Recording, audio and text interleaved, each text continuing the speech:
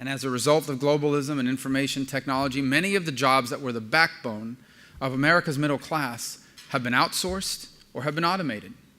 And the jobs that still remain, many of those jobs have wages that are stagnant, that don't keep pace with an increase in the cost of living, costs of health care and child care and education. And these costs are real, and they continue to grow as too many people's paychecks are stagnant. Close to 40% of the new jobs created over the last few years pay $16 an hour or less.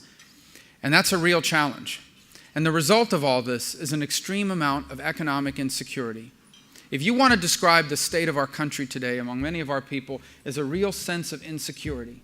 That they don't know if the rules that once applied still apply. That they've come to believe that what we now term as the American dream is harder to achieve than it used to be. The Financial Literacy and Education Commission is pleased to be in Atlanta to discuss workplace financial education as a part of a broader strategy focus of starting early.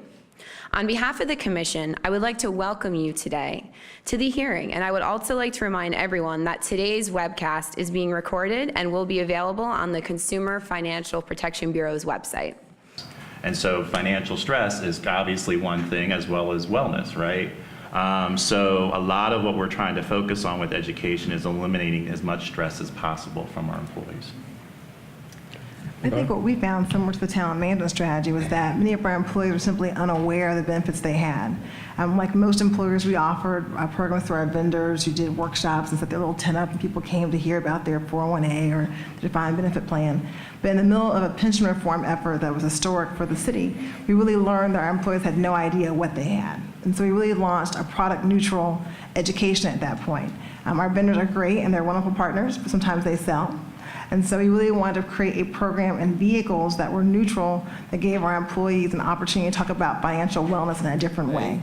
Dun & Bradstreet Software, Harbinger, CA Technologies, Fiserv, IBM, and Infor, helping them in many ways, both in terms of clients better understanding their clients and plan for strategic business impacts for emerging technologies.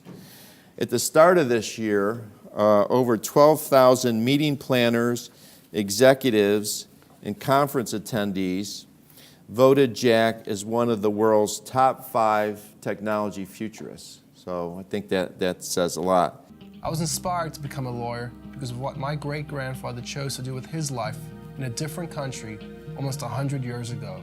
His law license, written in Afrikaans and English from 1923, is hanging on my office wall right next to my law degree.